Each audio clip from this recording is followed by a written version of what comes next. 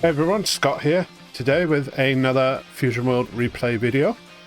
We are playing as Gohan again. This is the deck that I'm kind of trying to climb the ranks with, which is why there's been a lot of Gohan games on the channel recently.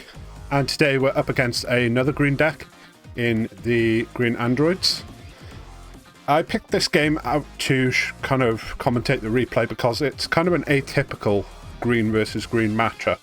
Quite often with green versus green, the game can be quite attritional with a lot of back and forth and big plays, whereas this one, like I say, is pretty atypical. It's actually quite a short game in terms of total number of turns taken. But yeah, to talk about the opening hand here, this is a great opening hand, definitely a keep. This is a good hand going first or second. We have plenty of things to do on the early turns. We have our earliest source of ramp here with the destructive strength. We got the Goku, who's really important for the Gohan leader.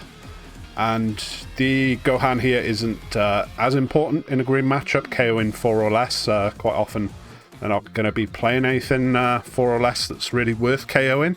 So this is a good card for us to kind of charge on the early turns.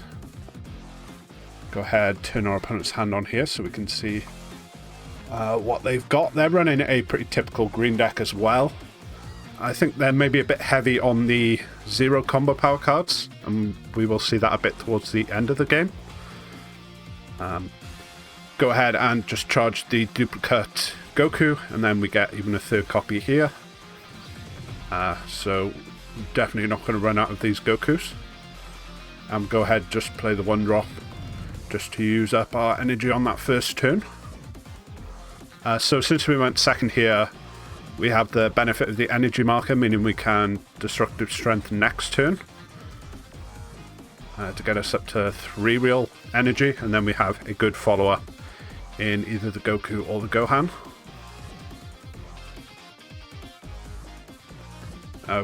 We go ahead and charge the duplicate destructive strength there.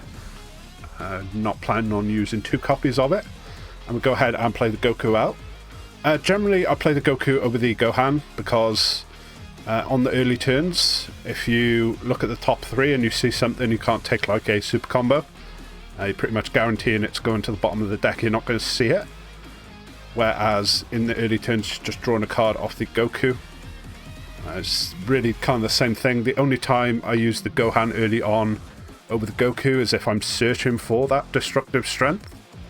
If I don't have it in my opening hand, or I don't draw it by turn 3, I will use the Gohan to try and dig for it specifically. But generally I'll play the Gokus out first if I have the choice between the 2. It's been pretty straightforward back and forth so far. We've both just been like drawing some cards, adding cards to hand. But we'll see here that our opponent passes with 3 energy up, so that's a pretty big tempo loss in their case. Can see here we've drawn our copy of the secret rare Gohan. See, they've also got a copy in their hand. And we get kind of the perfect curve in terms of ramping. We went destructive strength into next turn playing the Vegeta, and we hold the Vegeta back just so our opponent can't attack into it. If they want to draw off their leader, they need to attack into ours. And we get pretty lucky in terms of getting another Goku here. It's a really useful card to see. It's like guaranteed card draw, and it's something you don't mind comboing off as well. And we see here they added another one of these, what's this one called? Big Bang Attack to the hand. So with this in mind, knowing that they've just added this to hand, it didn't seem like there was any point me playing the 5-cost Goku here or the 5-cost Gohan here, because they've basically just shown me they have the card to KO it next turn.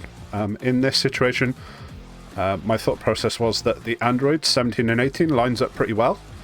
I had been holding on to it so far up to this point because this is the only copy that we're running currently in the deck.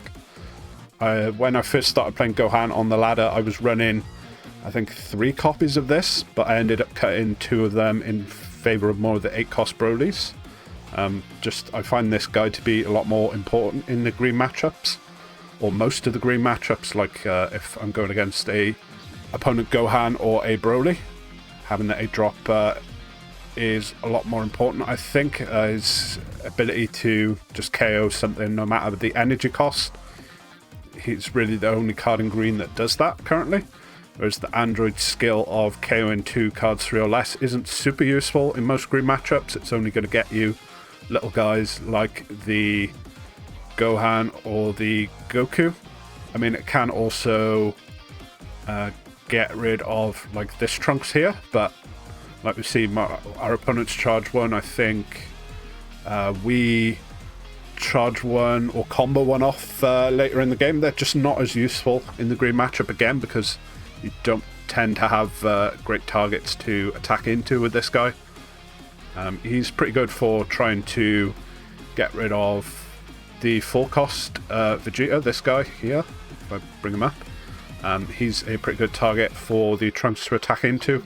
But outside of that, most of the other guys are going to be playing like the 5 cost Gohan or the Goku here. You tend not to attack with, so it tends not to be a target your opponent can attack into. So yeah, the android skill I don't think is super important, but in this situation I have 6 energy and I know they can KO something 5 or less.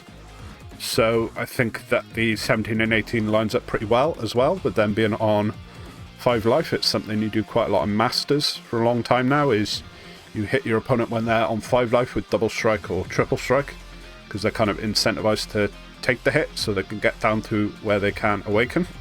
And then you end up doing a bit more damage while they're still on the 15k side, so it's harder for them to defend themselves against it. So we go ahead, we play the 17 and 18, get rid of what's this? This is 10k combo power off the board as well. And we go ahead and combo off our 2 Gokus. Just take this up to 50k, make it a bit harder for them to get out of. And it also, if they were going to play their own 17 and 18 next turn, it gets our 1 cost guys off the board. I mean, I could have held on to them for this attack with my leader, or the attack with the Vegeta that I'm going to make next. Buff these up. Might have forced some cards out of my opponent's hand, maybe would have been the better play, but I just really wanted to make sure that the double strike went through while it can. And I know that my opponent this turn, they're going to have 6 energy up, meaning they're not going to have a way of getting rid of the 17 and 18. So they do go ahead and use the Big Bang attack, and I will point out now, because it doesn't really come through on the replay, they played this and then waited quite a while. It was like a good 30-40 seconds before they chose the target, so I'm not sure if maybe they thought that this, if I can grab it from my opponent's hand there, yeah, the Big Bang attack, maybe they thought it could KO a 6 or less, or maybe they thought the 17 and 18 cost 5 or something. It did seem like they used the card and then realised that it couldn't get rid of the 17 and 18 off the board, so they end up getting rid of the Vegeta instead, which probably wouldn't have been worth it. I mean, they could quite easily just attack into it with their leader or any of the guys they have on board to get rid of that Vegeta. But they do go ahead and go in, try to clear the 17 and 18. Now that they've kind of spent most of their energy, it's pretty clear that they're not going to be able to clear the 17 and 18. I'm not expecting them to try and combo a lot on either of these guys' attacks to try and clear it, so I think it was pretty safe there to just use the 1 sub combo just to save it. And now that our opponent is kind of sitting here on 3 life and we have a double striker on board, we kind of have the decision to make here, which is obviously we want to hit them with the double strike here, but what are we going to do with the rest of our energy this turn? We do have 7 up, so we can play the secret rare here and attack with it into their leader as a 50k base attack. If we end up doing that, it means we can't use something like the gigantic meteor here from our hand. It makes it a bit harder for us to get the 17 and 18 double strike through. Alternately, because we have the Paragus here, we are actually able to awaken, and once we play the Paragus we go down to 4 life, so we've added a life to our hand. We get to draw a card off the awaken, and then we get to use our leader skill on the backside as well.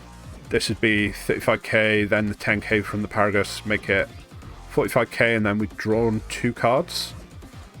More than we would have if we don't awaken by playing the Paragus, so it's very likely that we can end up, even just with the Paragus, the cards it can get us, and our leader skill, we can actually get higher than 50k base.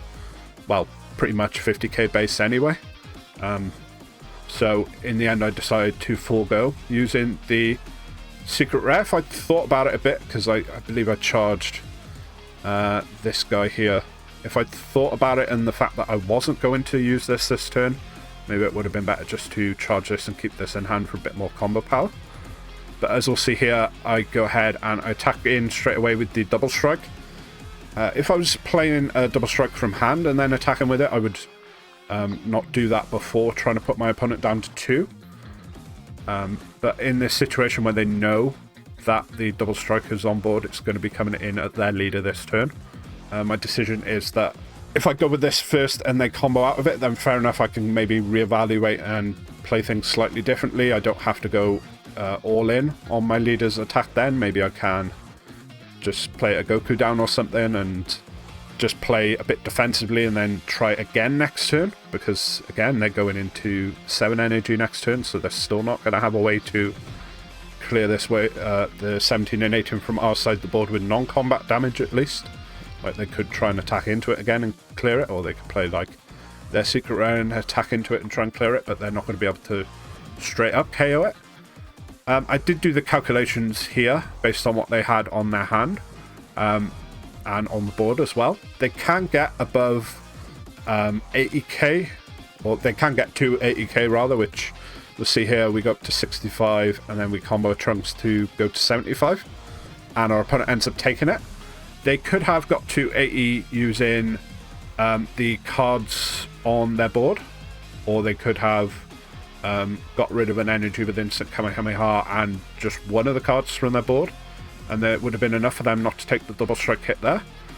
But as it stands, they took the hit. Maybe they were concerned about me having another 17 and 18 in hand, that they were going to have to face down another double striker anyway, even if they had got out of this one. So I don't think it was necessarily bad play on my opponent's part to take the damage. But in the end here, once we've drawn a few cards and made it clear that we're going to be going all in on our leader's skill, they've probably done the math based on what they have in hand and on the board. See here, I'll pause it here because as soon as this Gohan hits the board, they're going to concede. I do remember that off of this Gohan we saw one of these 4-cost Vegetas, so that was another 10k. If I'm doing my maths correctly, I could have got to 130k, just based on the cards that I had on board in hand and with the leader skill.